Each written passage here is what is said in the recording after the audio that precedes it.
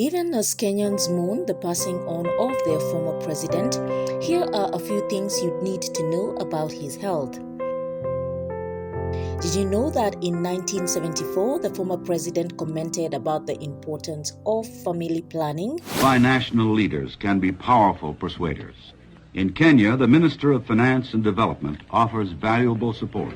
Mr. Minister, family planning is a relevant issue in matters of planning in relation to Vihiga. What are your views on this?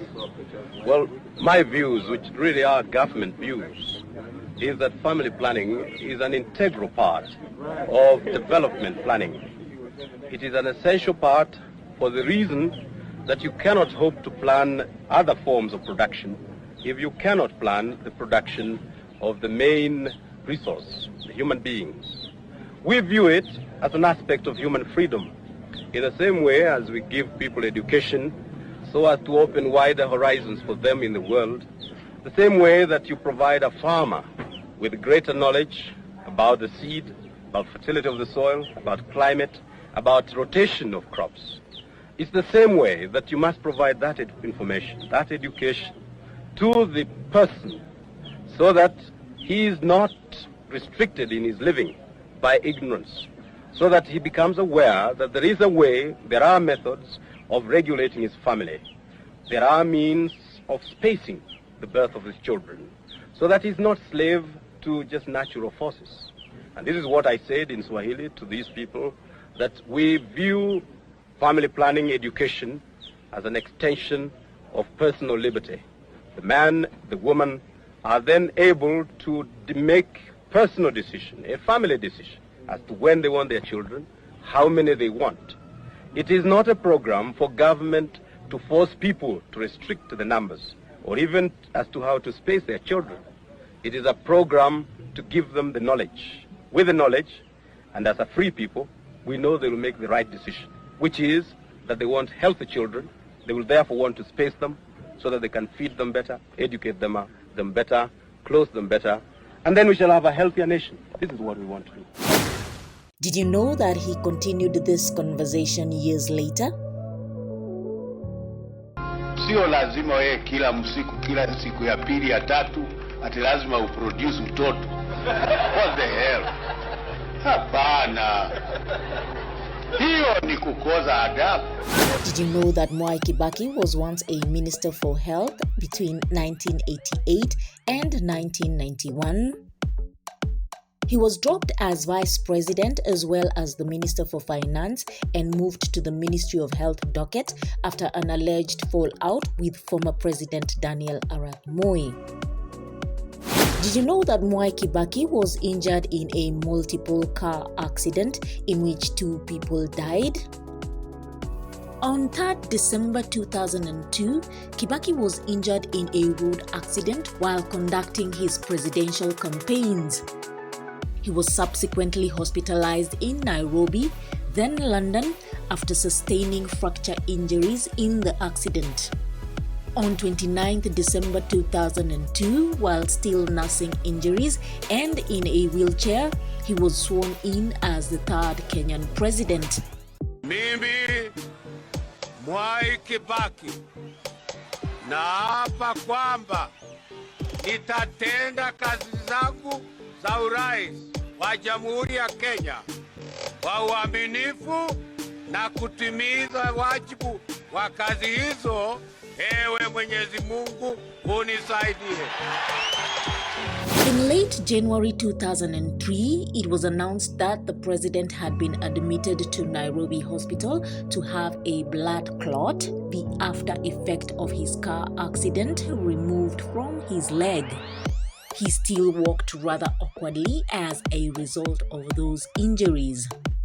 Did you know that the former president introduced a new fee structure for primary health care facilities with a minimal user fee?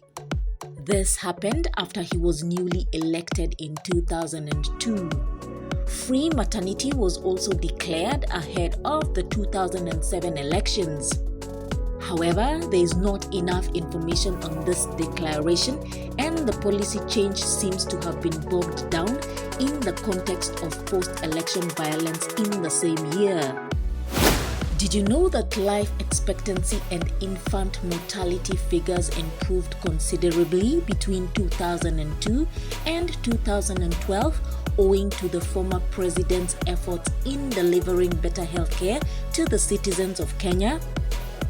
Did you know that President Mwai Kibaki waived heavy taxes levied on women's sanitary towels and tampons to make them more affordable? This move greatly enhanced women's reproductive health and reduced the costly burden of hygiene on poor women at that time.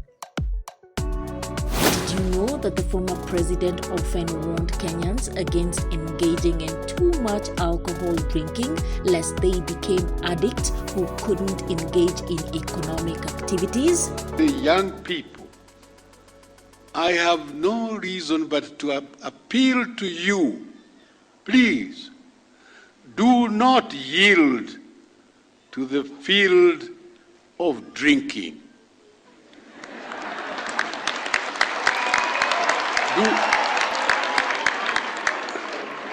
I say this not because I don't drink, no, I do.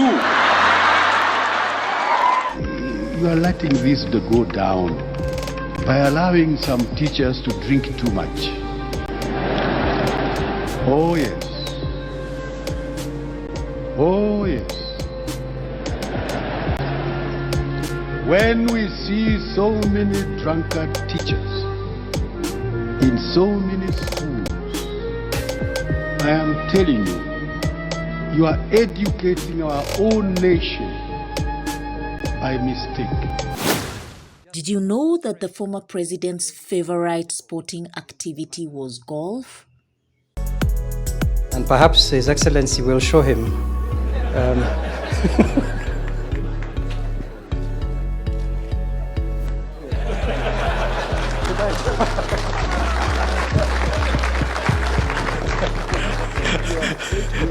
I need to move. For the last 2 months, about 10 years, we have been off, and we have clubs heaping up there.